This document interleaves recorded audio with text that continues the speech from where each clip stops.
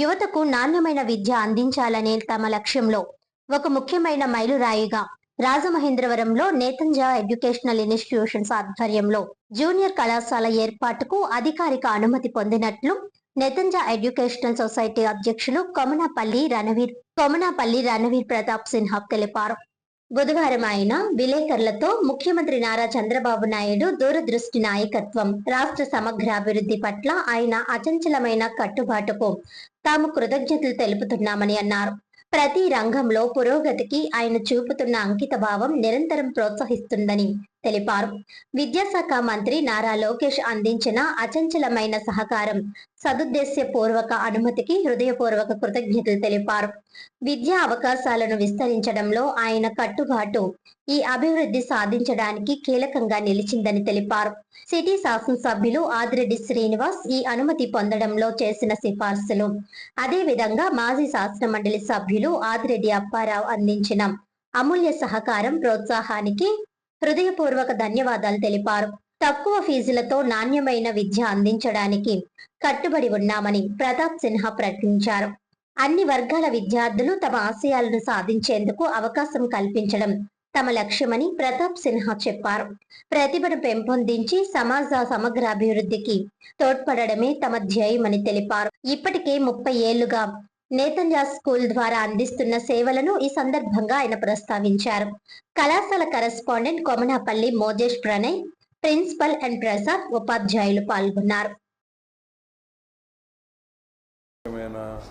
వందనాలు తెలియపరుచుకుంటూ ఉన్నాం.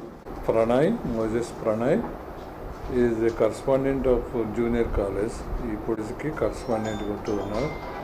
అదేవిధంగా నా కుడి వైపు మీకు అందరికీ నేతంజా సంస్థలకి, ఈ విద్యా సంస్థలకి, ఇక్కడ జరుగుతున్న సేవా కార్యక్రమాలన్నిటికీ మీరు తెలియపరచడానికి సంతోషిస్తూ ఉన్నాను. అదేమిటంటే ఈ సంవత్సరం జూనియర్ కాలేజ్ స్టార్ట్ చేయడానికి ప్రభుత్వం ద్వారా అనుమతి మాకు లభించింది. ఈ విషయం పత్రిక ద్వారా తెలియపరచాలని కోరుకుంటూ ఉన్నాం.